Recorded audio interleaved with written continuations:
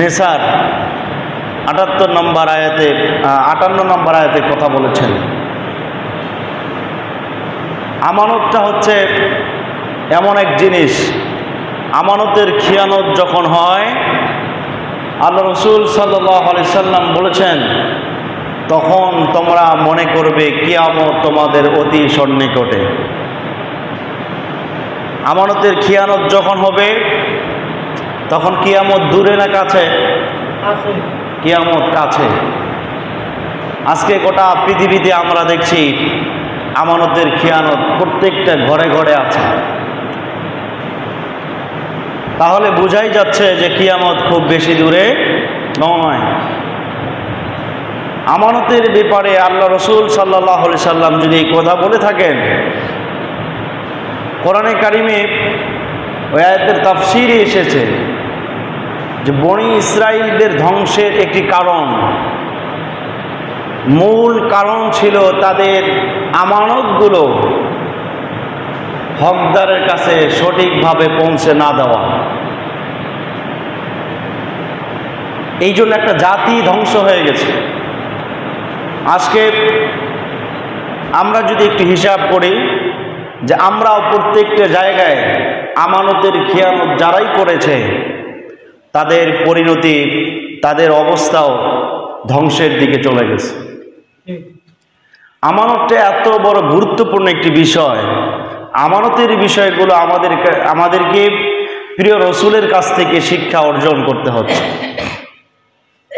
আপনারা জানেন যে কাফের মুশরিকরা রসুলকে নবী হিসাবে স্বীকার করে না, কিন্তু সত্যবাদী হিসাবে, আমানতদার হিসাবে স্বীকার করেছে। একজন মানুষ যখন আমানত রক্ষা করতে পারে তখন তার প্রতি আলাদা একটা মানুষের বিশ্বাস জন্মে। কাফেরেরা রসুলকে আল আমিন উপাধি দিয়েছিল, আস-সাদিকিন উপাধি দিয়েছিল, আমানতদার উপাধি দিয়েছিল। একদিনকার ঘটনা,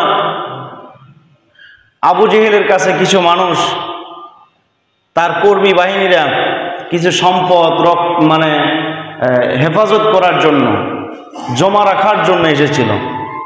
বলছিল যে নেতা সাহেব, আমাদের এই সম্পদগুলো আপনার কাছে জমা রাখেন। তিনি বলেছিলেন যে তোমাদের সম্পদ যদি সঠিক সময়ে পেতে চাও, যেই সম্পদ রাখবা সেই সম্পদ যদি তোমরা পেতে চাও, তাহলে মক্কাতে একজন ব্যক্তি আছে, সেটা হচ্ছে মুহাম্মদ সাল্লাল্লাহু। তাহলে আবু জেহেল নিজের কর্মীদেরকে ওই গ্যারান্টিটা দিয়েছিল যে আমি আবু জেহেল, আমি নেতা হতে পারি, আমার গ্যারান্টি নাই, আমি তোমাদের আমানতের খেয়ানত করে ফেলব। কিন্তু মক্কাতে একজন মানুষ আছে যিনি আমানতের খেয়ানত তোমাদের করবে না। সুবহানাল্লাহ বলেন। এরকম একজন নেতা আমরা পেয়েছি, রসুল পেয়েছি। তার কাছ থেকে তো শিক্ষা আমাদের করার দরকার, ঠিক কিনা বলেন? আমরা কোথাকার কোন নেতার কাছ থেকে কোন শিক্ষা নিয়ে জীবন অতিবাহিত করছি? আমরা যার কাছ থেকে শিক্ষা নেওয়ার দরকার, যার আদর্শ আমাদের জীবনে বাস্তবায়ন করার দরকার, আমরা তার কাছ থেকে না নিয়ে অন্য নেতাদের কাছ থেকে, যারা দিনে রাতে মানুষের আমানত খেয়ানত করে, তাদের কাছ থেকে শিক্ষা নিয়ে চলছে, ঠিক না বলেন? প্রিয় ভাইয়েরা আমার, বিশ্বনবী জনাবে মুহাম্মদুর রাসূলুল্লাহ সাল্লাল্লাহু আলাইহি ওয়াসাল্লাম যখন হিজরত করেন, আপনারা জানেন তিনি রাতের বেলায় হিজরত করেছেন। যেই সময় তিনি হিজরত করেন, কাফিরদের সম্পদ তার কাছে আমানত রাখা ছিল, মুসলমানদের সম্পদ তার কাছে আমানত রাখা ছিল। যেদিন তিনি হিজরত করে চলে যাবেন, ওই রাত্রিতে তার চাচাতো ভাই আলীকে ডেকে বললেন, আলী, ও আলী, আমরা যদি একসঙ্গে সবাই হিজরত করে চলে যাই, আমার কাছে এই যে আমানতগুলো মানুষ জমা রেখেছে, এই আমানতগুলো যদি আমি নিয়ে চলে যাই, আমি মুহাম্মদকেও মানুষ অস্বীকার করবে, আমি মুহাম্মদকেও বিশ্বাস করতে পারল না। সুতরাং ও আলী, আমি যখন হিজরত করে চলে যাব, তখন তুমি এই আমানতগুলো তোমার কাছে আমি জমা দিয়ে গেলাম। লিস্টগুলো হাতে তুলে দিলেন। প্রত্যেকের লিস্টগুলো এক একটা করে বুঝিয়ে দিলেন যে এটা এতগুলো সম্পদ অমুকের আছে। নাম ধরে ধরে তিনি সম্পদগুলো বুঝিয়ে দিলেন। আমি চলে যাওয়ার পরে এই সমস্ত ব্যক্তিদের কাছে তোমাদের আমানতগুলো বুঝিয়ে দিবে। মুহাম্মদুর রাসূলুল্লাহ সাল্লাল্লাহু আলাইহি ওয়াসাল্লাম চলে গেলেন, সমস্ত সম্পদগুলো আলীর কাছে বুঝিয়ে দিয়ে গেলেন। আলী রাদিয়াল্লাহু তাআলা আনহু সেদিন জীবনের উপরে রিস্ক নিয়ে মুহাম্মদ সাল্লাল্লাহু আলাইহি ওয়াসাল্লামের ঘরে তিনি শুয়ে থাকলেন, কম্বল মুড়ি দিয়ে তিনি শুয়ে থাকলেন। কাফিররা সেই দিন জানেন চতুর্দিকে ঘিরে ফিরেছিল মুহাম্মদকে হত্যা করবে। রাত যখন গভীর হয়ে যায় তাদের চিন্তা হলো মুহাম্মদের কোনো ভাস পাওয়া যায় না, তিনি আছে কিনা। এই জন্য শেষ পর্যন্ত মুহাম্মদের ঘর ভেঙে সেই ঘরে তিনি মুহাম্মদকে তারা খুঁজতে শুরু করলো। খুঁজতে গিয়ে দেখে একজন কম্বল মুড়ি দেওয়া ব্যক্তি শুয়ে আছে, মনে হলো এটাই মুহাম্মদ। কিন্তু চাদরটা শোনায় দেখলো আসলে সেটা মুহাম্মদ না, আলী শুয়ে আছে। আলীকে বলল, আলী রে, এই ঘরে তো মুহাম্মদ থাকার কথা, মুহাম্মদ গেল কোথায় আর তুমি এই জায়গায় কেন? আলী রাদিয়াল্লাহু তাআলা আনহু বলেছিলেন এই ঘরে মুহাম্মদ থাকার কথা ঠিকই, কিন্তু মুহাম্মদ আল্লাহর ইশারায় তোমাদের অত্যাচারের কারণে দেশ ত্যাগ করে হিজরত করে মদিনায় চলে গেছে। সুবহানাল্লাহ। আমি আলী, আমিও যেতে পারতাম, কিন্তু রাসূল আমাকে যেতে দেয় নাই। তার কাছে মানুষের সম্পদ জমা ছিল, এই সম্পদগুলো আমার কাছে রেখে গেছেন। তোমাদের যদি কারো সম্পদ থাকে তোমরা সম্পদগুলো নিয়ে যাও।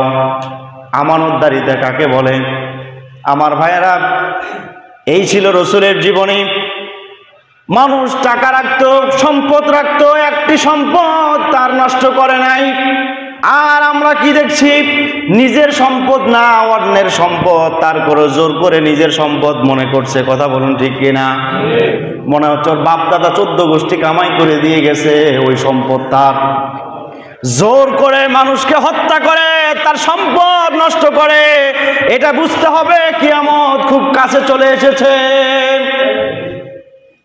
আমার ভাইয়েরা, আল্লাহ রাসূল সাল্লাল্লাহু আলাইহি ওয়াসাল্লাম হাদিসের মধ্যে বলেছেন, লা ঈমানা লিমান লা আমানাতাহু, যেই ব্যক্তির আমানতদারিতা নাই ওই ব্যক্তির বুঝে নেবেন ঈমান নাই। যার আমানতদারিতা নাই তার কি নাই? ঈমান নাই।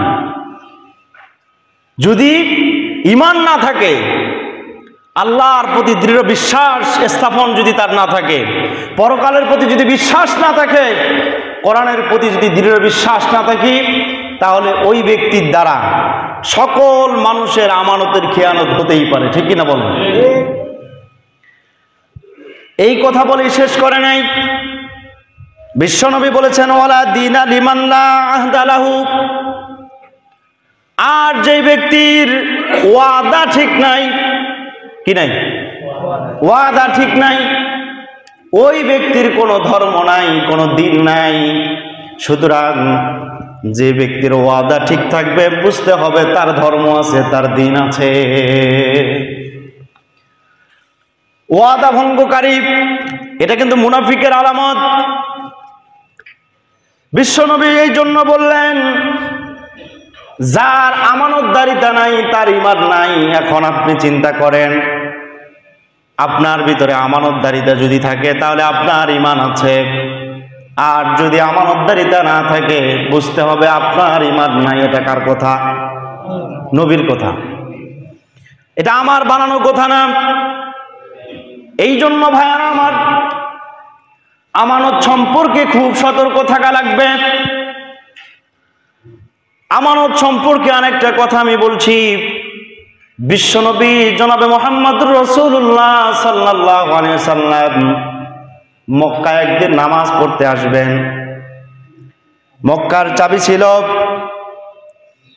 মক্কার চাবি সেই সময় ছিল একজন সাহাবীর কাছে। ওই সাহাবীর কাছ থেকে যখন চাবিটা গ্রহণ করবেন, তার কাছে যখন চাবিটা চাওয়া হলো, তখন তিনি কি করলেন? চাবিটা দিলেন না। মক্কার চাবি যদি কেউ না দেয়, ধরেন যে এখানে মুয়াজ্জিন একজন আছে, মুয়াজ্জিনের কাছ থেকে আপনি যদি নামাজের জন্য চাবি চান, মুয়াজ্জিনের দায়িত্ব কি? দরজা খুলে দেওয়া। কারণ মসজিদ কারো একক পৈতৃক সম্পত্তি না। মসজিদে সবাই আসবে, দলমত নির্বিশেষে সবাই আসবে, নামাজ পড়বে। এটা আল্লাহর ঘর, এটা স্বাধীন ঘর। এই ঘরে কারো একাত্মবাদিতা চলে না, এই ঘরে কারো খবরদারি চলে না, কোনো দলের খবরদারিও চলবে না। এই ঘরে সবাই স্বাধীনভাবে চলাফেরা করবে। আমার ভাইয়েরা, বিশ্বনবী জনাবে মুহাম্মদুর রাসূলুল্লাহ সাল্লাল্লাহু আলাইহি ওয়াসাল্লাম ওই ব্যক্তির কাছে চাবি চাইলেন। ওই ব্যক্তিটির নাম ছিল উসমান ইবনে তালহা। পরবর্তীতে তিনি মুসলমান হয়েছেন। তিনি যখন চাবি না দিলেন, আল্লাহর নবী মন ভরা কষ্ট নিয়ে সেখান থেকে চলে গেলেন।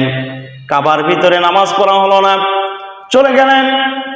মক্কা বিজয়ের পর যখন বিশ্বনবী উটের পিঠে আরোহণ করা অবস্থায় মক্কার চতুর্দিকে ঘুরতেছেন, এই সময় বলল, উসমান কোথায় আছে?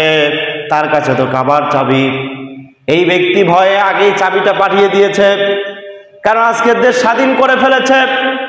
এতদিন কাবার চাবি ছিল আমার কাছে, আজকে তো মুহাম্মদের কাবা বিজয় করে ফেলেছে, সুতরাং মুহাম্মদ কাবার মালিক হয়ে গেছে, কাবার খবরদারি হয়ে গেছে।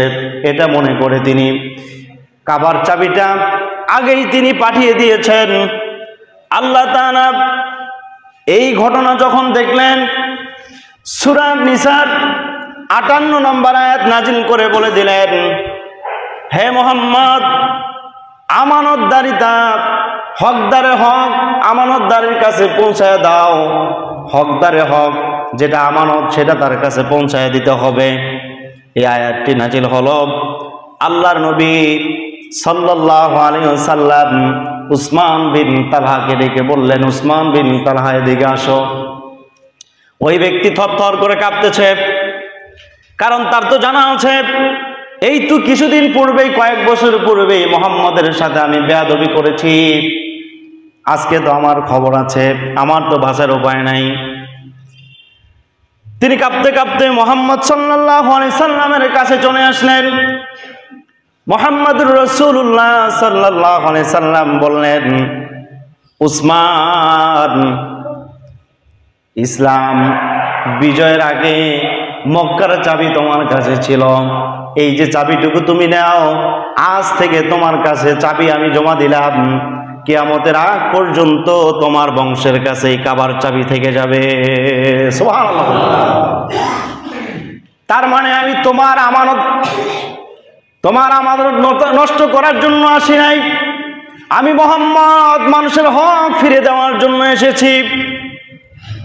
ইসলাম বিজয়ের পূর্বে যেহেতু তোমার কাছেই চাবি ছিল, ইসলাম বিজয়ের পরও তোমার কাছেই চাবি থাকবে, তোমার কাছ থেকে কেউ চাবি নিতে পারবে না। সুতরাং কিয়ামতের আগ পর্যন্ত তোমার বংশের কাছেই কাবার চাবি থেকে যাবে। উসমান বিন তালহা কেঁদে কেঁদে বললেন, ইয়া রাসূলুল্লাহ, আপনি মক্কা বিজয় করলেন, মক্কার লিডার এখন আপনি। আমি তো ভয় পেয়েছিলাম আমার কি হবে, আমি টেনশনে অস্থির হয়ে গিয়েছিলাম, কি হবে আমার কপালে। আমি তো আপনার সাথে বেয়াদবি করেছি। ও মুহাম্মদ, আমার বিশ্বাস হয়ে গেছে আপনি সাধারণ কোন মানুষ না, আপনি মুহাম্মদ নবী আল্লাহর, এটা আমি গ্যারান্টি দিলাম। আমাকে পড়ায় দেন, লা ইলাহা ইল্লাল্লাহু মুহাম্মাদুর রাসূলুল্লাহ সাল্লাল্লাহু। কালেমা পড়ে মুসলমান হয়ে গেল। এটা ছিল মুহাম্মদ সাল্লাল্লাহু আলাইহি সাল্লামের আদর্শ। যার যতটুকু আমানত, তার আমানত ততটুকুই ফিরিয়ে দিয়েছেন। আমানতের ব্যাপারে এখন কথা বলি। কি আমানত? আমি প্রথমে যে আয়াত তেলাওয়াত করেছি, এই আয়াতের মধ্যে প্রথম একটি আমানতের কথা বলেছেন আল্লাহ তাআলা বলছেন ইন্না আরাদনাল আমানাতা আলাস সামাওয়াতি ওয়াল আরদি ওয়াল জিবাল। এখানে আল্লাহ তাআলা বলছে আমি আসমান এবং জমিনের মধ্যে, আসমান এবং জমিনের কাছে এবং পাহাড়ের কাছে আমার আমানতটাকে জমা রাখতে চেয়েছি, কিন্তু সবাই অস্বীকার করেছে। আসমানের কাছে আল্লাহর আমানত জমা রাখতে চেয়েছেন, জমিনের কাছে জমা রাখতে চেয়েছেন। জমিনের মধ্যে সবচেয়ে শক্তিশালী হলো পাহাড়। আল্লাহ বলছে ওয়াল জিবালি, আমি পাহাড়ের কাছে জমা রাখতে চেয়েছি, কিন্তু জমিন অস্বীকার করে বসলো, আসমান অস্বীকার করে বসলো। এত শক্তিশালী পাহাড় এটা অস্বীকার করে বসলো। আসমান জমিন পাহাড় বলল রব্বুল আলামিন তোমার এত বড় নিয়ামত, এত বড় আমানত জমিন পাহাড় আমরা সহ্য করতে পারবো না, এই ওজনটুকু আমরা লোড নিতে পারবো না, সহ্য করতে পারবো না, সুতরাং এই আমানত আমরা নিতে পারবো না। এখানে আমানত বলতে আল্লাহ তাআলা কোরআনে কারিমকে বুঝিয়েছেন সুবহানাল্লাহ। তার মানে মানুষের কাছে কোরআন আসার আগে আল্লাহ তাআলা বললেন এই কোরআনটাকে আমি আসমানের কাছে দিতে চেয়েছি, এরপরে জমিনের কাছে দিতে চেয়েছি, এরপরে পাহাড়ের কাছে দিতে চেয়েছি, সবাই অস্বীকার করে বসলো। আল্লাহ তাআলা বলছে ওয়াল জিবালি ফাবাইনা ইয়াহমিলনাহা ওয়া আশফাকনা মিনহা ওয়া হামালাহাল ইনসান। মানুষরা বড় নির্বোধ, বড় বোকা, বড় গাধা, এত নির্বোধ, এই মানুষরাই কোরআনটাকে বহন করেছে। সুবহানাল্লাহ বলেন। এখানে আল্লাহ তাআলা মানুষদেরকে নির্বোধ বলেছেন, বোকা বলেছেন। এই মানুষরা এত বোকা যে জিনিসটা পাহাড় নিতে পারে নাই, যেই বস্তুটা আসমান নিতে পারে নাই, জমিন নিতে পারে নাই, সেই বস্তুটা মানুষ গ্রহণ করেছে। এই মানুষগুলো বড় নির্বোধ। আমার ভাইয়েরা, এখানে কোরআনের কথা আল্লাহ তাআলা বলেছেন যে কোরআনের লোড পাহাড় নিতে পারে নাই, জমিন নিতে পারে নাই, কিন্তু কোরআনের মতো লোড মানুষ নিয়েছে। বলেন সুবহানাল্লাহ। তাহলে কোরআনটা কি সাধারণ জিনিস নাকি বলেন তো দেখি?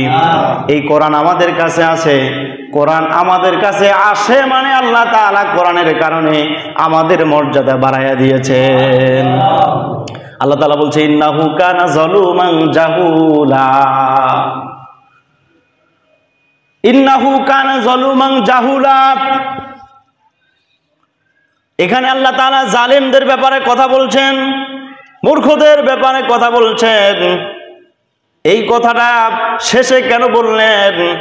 তার মানে আল্লাহ তাআলা বলছে তোমাদের কাছে আমানত রেখেছি, এই আমানতের খেয়ানত যদি করো তোমরা জালিম হয়ে যাবে। তাহলে আমানতের খেয়ানত করা যাবে নাকি বলেন? এখন এক নম্বরে আসেন, এই আমানত আল্লাহ তাআলা মানুষদেরকে কি জন্য দিলেন? কোরআনে কারিমে যতগুলো আয়াত আছে, কেউ বলেছেন 6666টি আয়াত, কেউ বলেছেন তার চাইতে কম আছে, যেহেতু আমরা হিসাব করি নাই, সংখ্যা ক্লিয়ার আমাদের জানা নাই। যেটাই হোক না কেন, এর ভিতরে 500 আয়াত আছে বিধিবিধান সম্পর্কে, 500 আয়াত আছে ইবাদত সম্পর্কে।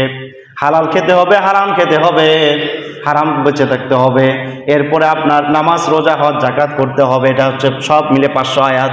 কত আয়াত? 6000-এর উপরে যেখানে আয়াত, সেখানে মাত্র 500 আয়াত দিয়ে তো আপনার জীবন চলে। বাকি আয়াতগুলো কি জন্য আল্লাহ তাআলা দিয়েছেন?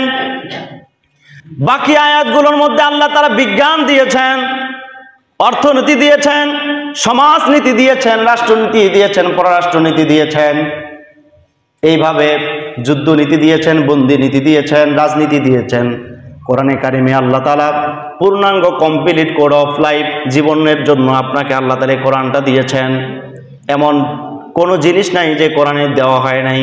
তার মানে শুধুমাত্র আপনি কোরআন দিয়ে নামাজ পড়বেন, রোজা করবেন, হজ করবেন, যাকাত করবেন, এটার মধ্যে শেষ না। পৃথিবীর যত বিজ্ঞান, যত বড় বড় বিজ্ঞান আবিষ্কার মানুষ করেছে, যত বড় জিনিস মানুষ আবিষ্কার করেছে, প্রত্যেকটা আবিষ্কারের পিছনে কোরআনের দরকার ছিল, কথা বলুন ঠিক কিনা? সৌরজগৎ, তারপরে হচ্ছে মঙ্গল গ্রহ, যা কিছু আছে এই বিষয়গুলোর উপরে গবেষণা করেছেন মানুষ কোরআন দিয়ে। আল্লামা সাঈদীর মুখ থেকে একটা কথা শুনেছিলাম। আল্লামা সাঈদী তিনি বলেছিলেন, যখন আমি ওই আমেরিকায় সফর করতে গিয়েছি, নাসার বৈজ্ঞানিকরা তারা যে গবেষণাগারটা আছে তাদের বিশাল বড় একটা গবেষণাগার, সেই যে গবেষণাগারের মধ্যে তাকে ঘুরে ঘুরে দেখিয়েছেন। তিনি এক পর্যায়ে বলেছেন যে আমি তাদের গবেষণাগার ঘুরতে ঘুরতে মূল জায়গায় যখন আমি গেলাম, দেখি তাদের টেবিলের উপরে আল্লাহর কোরআনটাকে রাখা আছে। সুবহানাল্লাহ। তাদেরকে জিজ্ঞেস করা হলো, আপনারা তো কোরআন মানেন না, কোরআনকে বিশ্বাস করেন না, আপনাদের টেবিলে কোরআনটা কেন রাখা হয়েছে? বিজ্ঞানীরা সেদিন আল্লামা সাঈদীকে বলেছিলেন, হুজুর আমরা যতগুলো গবেষণাই করেছি প্রত্যেকটা গবেষণা কোরআন থেকে নিয়েছি, কোরআনে যেই গবেষণা আমাদের সাথে মিলে নাই সেখানেই আমরা বিফল হয়েছি। কোরআনের সাথে যেখানে আমাদের মিল হয়ে গেছে ওই জায়গায় আমরা সফলতা অর্জন করেছি। সুতরাং প্রত্যেকটা জায়গায় আমরা কোরআনের সহযোগিতা নিয়েছি। সুবহানাল্লাহ বলেন। আমার ভাইয়েরা, এই কোরআনটা এসেছেন মানুষের জীবন পরিবর্তনের জন্য। এই কোরআন শুধুমাত্র মসজিদে রাখার জন্য আসে নাই, এই কোরআন শুধুমাত্র মাদ্রাসায় তেলাওয়াত করার জন্য আসে নাই। কোরআনটা এসেছে মানুষের জীবনে প্রত্যেকটা বিভাগে, প্রত্যেকটা সেক্টরে সমাধান দেওয়ার জন্য আল্লাহর কোরআন দিয়েছেন। এখন ভাইয়েরা আমার, মুসলমান হিসাবে আপনার কাছে আল্লাহ তাআলা কোরআন দিয়েছেন, এই কোরআনের আমানতদারিতা আপনাকে রক্ষা করা লাগবে। শুধুমাত্র নামাজ রোজা হজ যাকাত করলে এই কোরআনের হক আদায় করা হলো না। কোরআনের হক আদায় করতে হবে আপনাকে। ব্যক্তি জীবন, পরিবার জীবন, সমাজ জীবন, রাষ্ট্র জীবন, রাজনৈতিক জীবন, আন্তর্জাতিক জীবন পর্যন্ত কোরআন আপনাকে পথ দেখাবে। কথা বলুন ঠিক কিনা? যদি আপনি কোরআন থেকে যদি সঠিক পথটা নিতে না পারেন, আপনার দুনিয়ার জীবনও ব্যর্থ হয়ে যাবে, আখিরাতের জীবনও আপনার ব্যর্থ হয়ে যাবে। সুতরাং এখন আপনি সিদ্ধান্ত নেন, আপনি যদি রাজনীতি করেন তাহলে কোরআনের রাজনীতি আপনাকে করা লাগবে। আপনি যদি ব্যবসা করেন তাহলে কোরআন থেকে অর্থনৈতিক ব্যবস্থা আপনাকে নেওয়া লাগবে। আপনি যদি সমাজ জীবন পরিচালনা করেন তাহলে কোরআন থেকে সমাজ জীবনের অধিকারগুলো নিতে হবে। সমাজ জীবনে কি কি আত্মীয়র অধিকার আছে, পিতামাতার অধিকার আছে, সন্তানের অধিকার আছে, প্রতিবেশীর অধিকার আছে, কার সাথে কোন আচরণ করবেন প্রত্যেকটা কোরআনে আছে না নাই বলেন তো দেখি। অথচ কোরআনটাকে আমরা বৃদ্ধাঙ্গুলি দেখিয়ে আমাদের মন মতে জীবন পরিচালনা করছি। আর যারা কোরআন ব্যক্তি জীবন, পরিবার জীবন, রাষ্ট্র জীবনে বাস্তবায়ন করতে চায় তাদেরকে বিভিন্ন রকমের ট্যাগ লাগায়া বাংলার জমিনে মানুষদেরকে ভুল বোঝানো হচ্ছে। কথা বলুন ঠিক কিনা? আমার ভাইয়েরা, এই জন্য আসুন, আল্লাহ তাআলা বলছে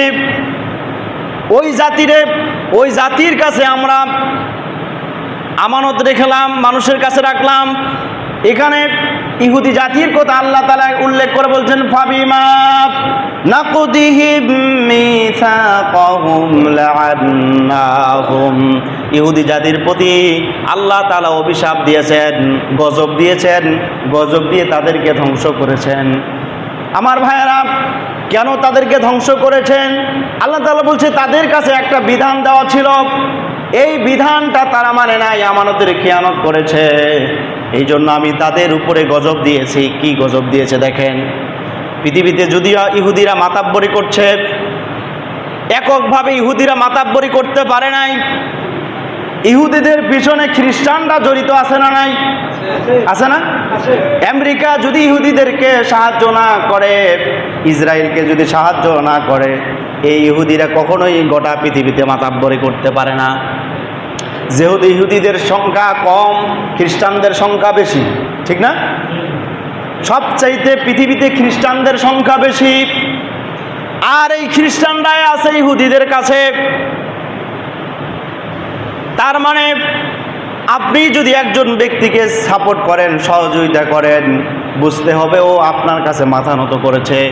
ইহুদিরা যত বড়ই খবরদারি করুক না কেন, ও খ্রিস্টানদের কাছে মাথা নত করেছে। কথা বলুন ঠিক কিনা? আল্লাহ তাআলা বলছে, ইহুদিদেরকে আমি গজব দিলাম, অভিশাপ দিলাম।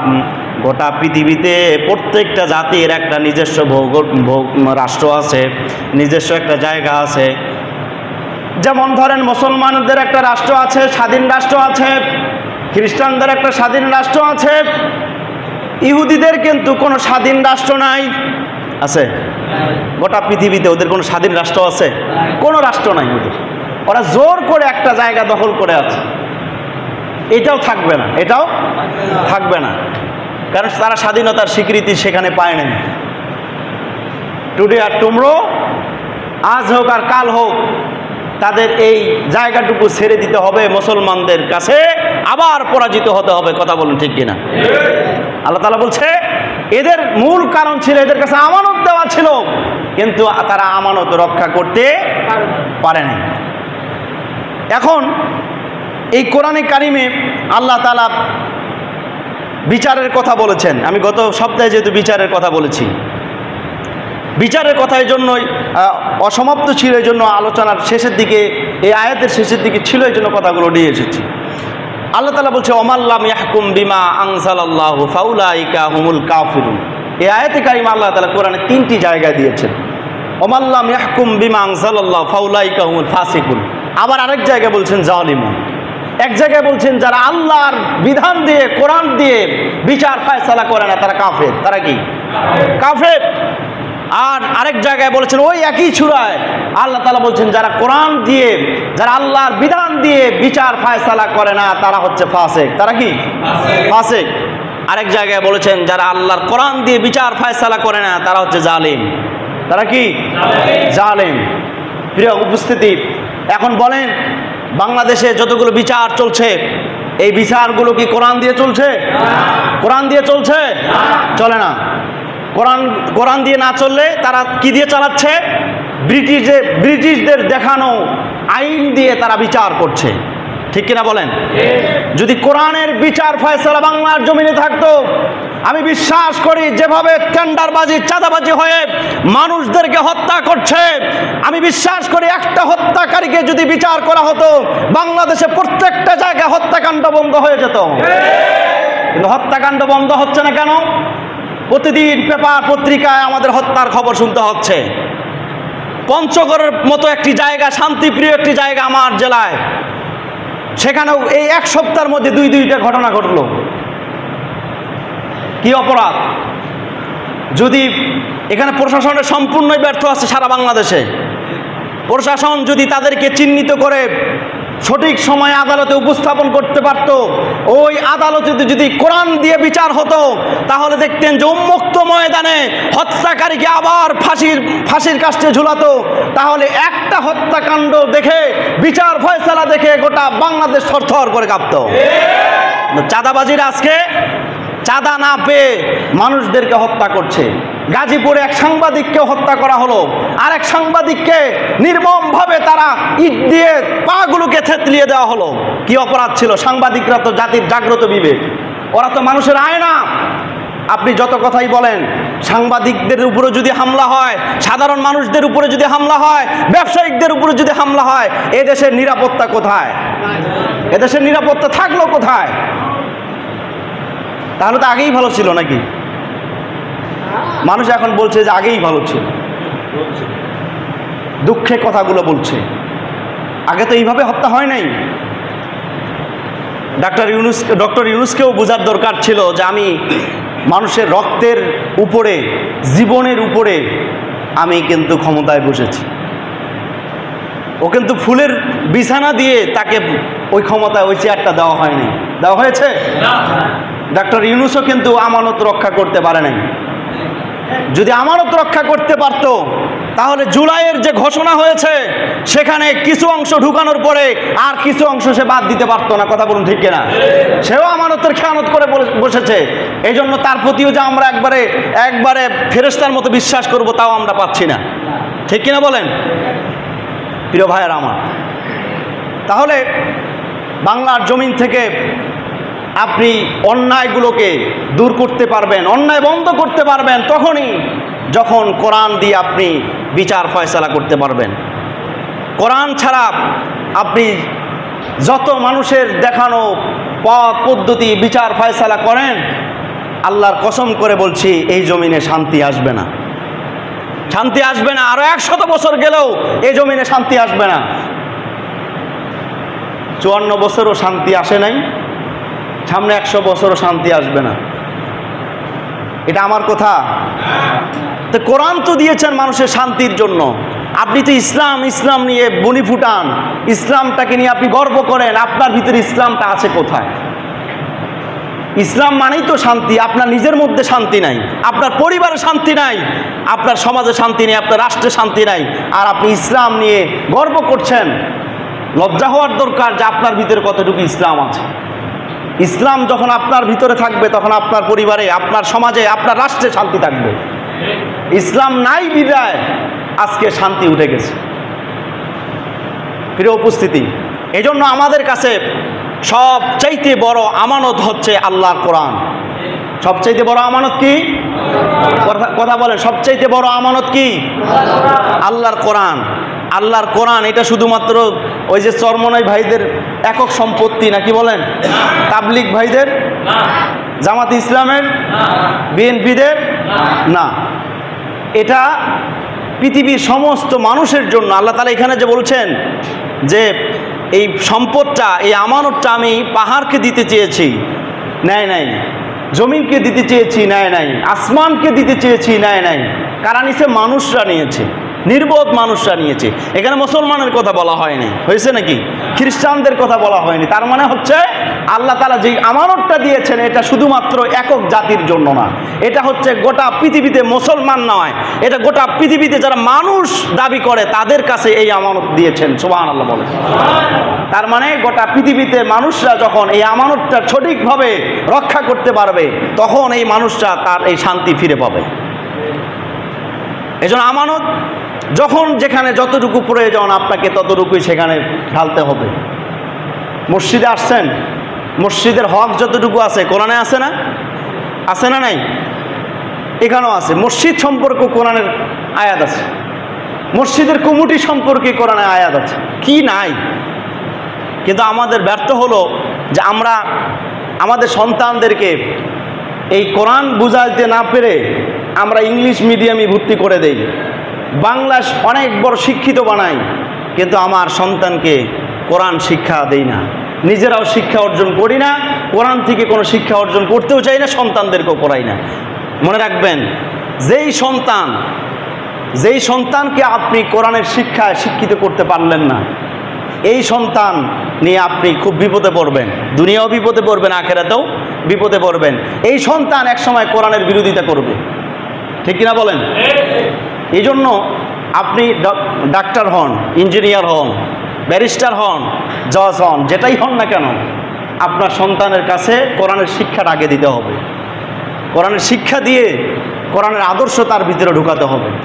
তাহলে এই সমাজে আমানত রক্ষা হওয়ার সম্ভাবনা আছে। সুতরাং আমরা মুসলমান হিসাবে আমাদের সম্পর্কটা আরেকটু কোরআনের সাথে বাড়াতে হবে। পারবো না ইনশাআল্লাহ? কোরআনের সাথে আরেকটু সম্পর্ক বাড়াতে হবে, কোরআন পড়তে হবে, কোরআন বুঝতে হবে। আল্লাহ তাআলা আমাদের সবাইকে তৌফিক দান করুক। আজকে যতটুকু আলোচনা করলাম এই আলোচনা সবাইকে আমল করার তৌফিক দান করুক। ওয়া আখিরু দাওয়ানা আলহামদুলিল্লাহি রাব্বিল আলামিন। আসসালামু আলাইকুম। যারা সুন্নাত পড়েন সুন্নাত পড়েন।